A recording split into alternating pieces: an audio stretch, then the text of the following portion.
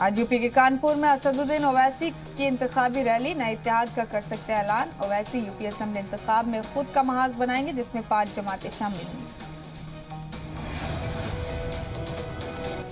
AIMIM सदर असदुद्दीन ओवैसी का मुतनाज़ा बयान, मुंबई में कहा सेकुलरिज्म से ना तो मस्जिद मिली ना ही गिराने वालों को सजा।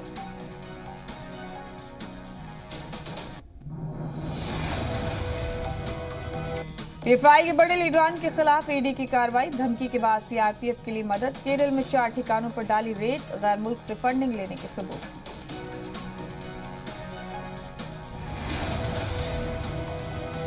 पुलवामा के अवंतीपुरा में फांसी दोस्तों को बड़ी कामयाबी, एनकाउंटर में एक दहशतगर्द ढेर, सर्च ऑपरेशन जारी।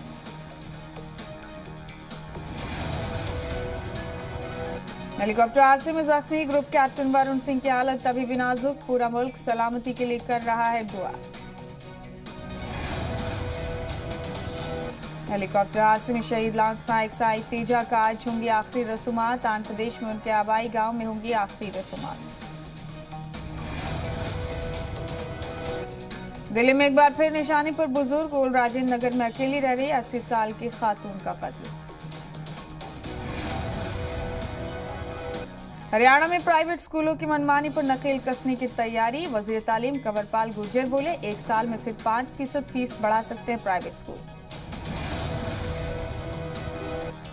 एमपी के इंदौर में ओहदा संभालने के बाद बोले पुलिस कमिश्नर हरि नारायण चारी मिश्र, इंदौर से जुर्म कम करना पुलिस की अव्वल तरजीह।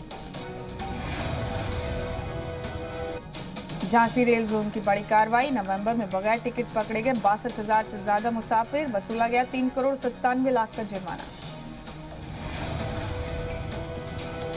इंपोर्ट ड्यूटी में कमी के सबब एडिबल ऑयल्स की कीमतों में आई गिरावट, पिछले 1 महीने में 8 से 10 रुपए फी किलोग्राम की आई गिरावट। दूर दराज के इलाकों में ड्रोन से पहुंचेंगे दवा और जरूरी सामान, स्पाइस जेट जल्द शुरू करेगी सर्विस।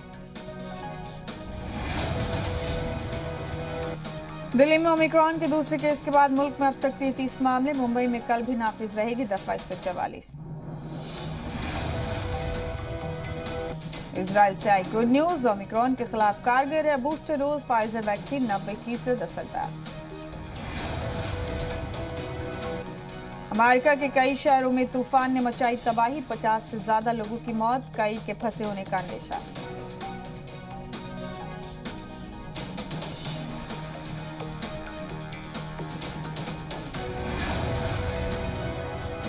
यूक्रेन बुरहान पर G7 ममालिक के वज़राए खारजा की मीटिंग, ब्रिटेन ने कहा रूस ने अगर यूक्रेन पर हमला किया तो चुकानी होगी बड़ी कीमत।